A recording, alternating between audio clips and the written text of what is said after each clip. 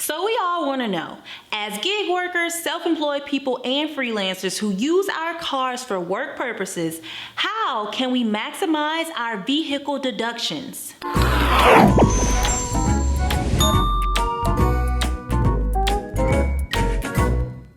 What is up, everybody? My name is Tyra and welcome back to Keeper Tax, your one-stop shop for all things 1099 taxes.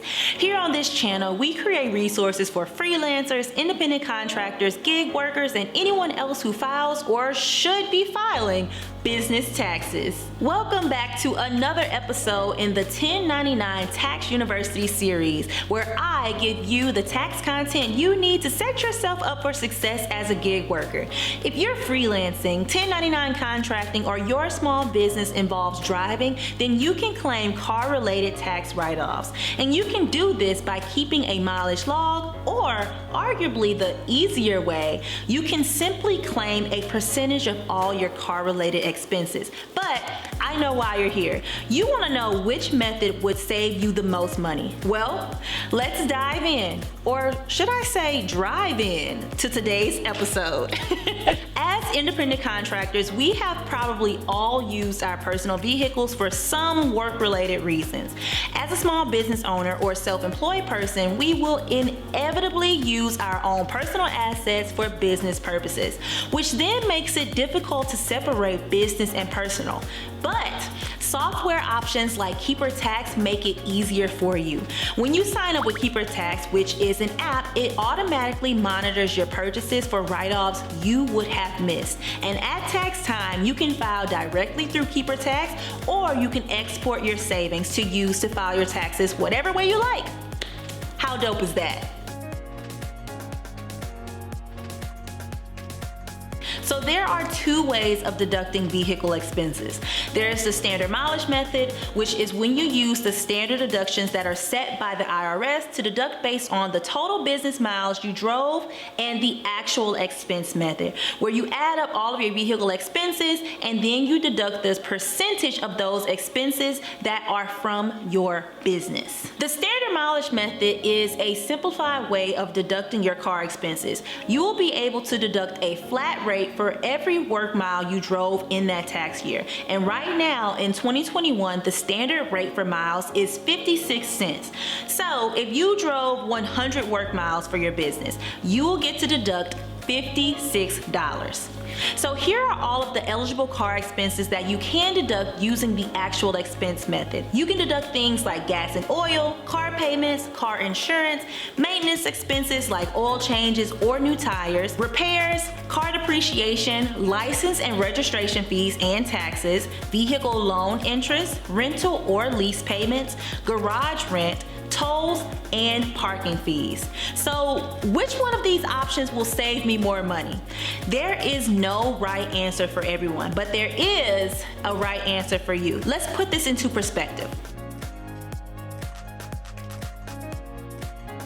Let's say you drove about 10,000 miles per year. Half of that was work miles. On an average, that would be 200 miles or 5 to 10 hours of driving. Assuming average stats about car repair needs, MPG vehicle efficiency, and gas prices for deductible expenses, it turns out the actual car expense method is a lot better. So we have 5,000 work miles, and we are going to multiply that by the 56 cents that is the standard mileage amount for 2021, which will give us $2,800 in tax write-offs claimed by using the standard mileage method. Now, let's see how much we'd make if we'd use the actual expense method under the same conditions. So we drove a total of 10,000 work miles and spent $1,500 on gas for the year. Our car costs about $20,000, and we can write off depreciation because it's only 3 years old. So that's another $3,000. Our car insurance was $125 per month, so that's $1,500 a year, and our yearly repair totaled $400. Oil was $100, and the miscellaneous expenses like registration, parking, and all of that totaled $160. All of this adds up to $6,760, and we get to to write off 50% of that since we used our car 50% of the time for work-related purposes. So our total tax write-offs claimed using the actual expense method is $3,380, which is $580 more than if we use the standard mileage method. Now on the flip side of that, let's say that you are a full-time rideshare driver, like you work for Uber or Lyft, or you work for a delivery service like Shipt or Instacart. You will be driving a lot. Driving your car is an integral part of your job. So let's say you drive 20,000 miles per year and 75% of that is work related. And I do want to point out here that if you're using the standard mileage method, you will not get a depreciation deduction because it's already included in that standard 56 cents that the IRS gives you. So with that being said, here is how you would break down your business miles. Since 75% was for business use, you can write off 15,000 of those miles you drove and multiply that by the standard mileage rate, which is that 56 cents, and that will give us a whopping $8,400. So how do I know which method is right for me? The bottom line is, if you drive a lot for work, it is a very good idea to keep track of your miles. And before I get out of here, I'm going to give you a checklist to determine whether or not you should use the standard mileage method to deduct your vehicle expenses. So number one, like we already said, if you drive a lot, let's say you're an Uber driver and that work requires you to be constantly on the road, then it's possible that mileage will get you a bigger tax deduction than your actual car expenses will.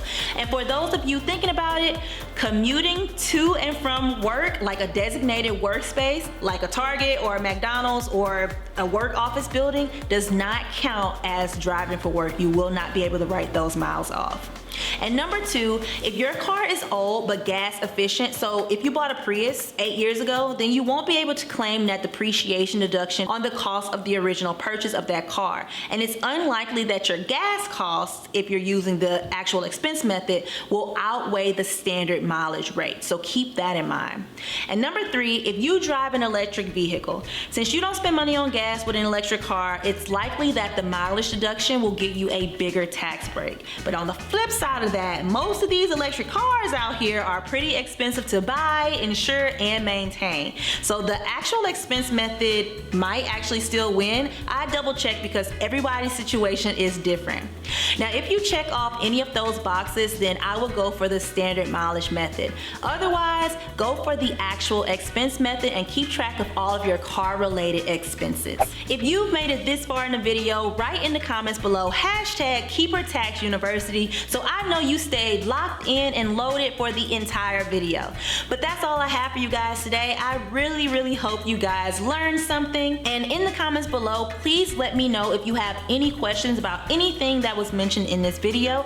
And if you would like more easy to digest tax content, make sure you give this video a like. And if you are not already, make sure you hit that big red subscribe button down below. And make sure your notifications are on so you can get all of the alerts and stay up to date with all things self-employed taxes.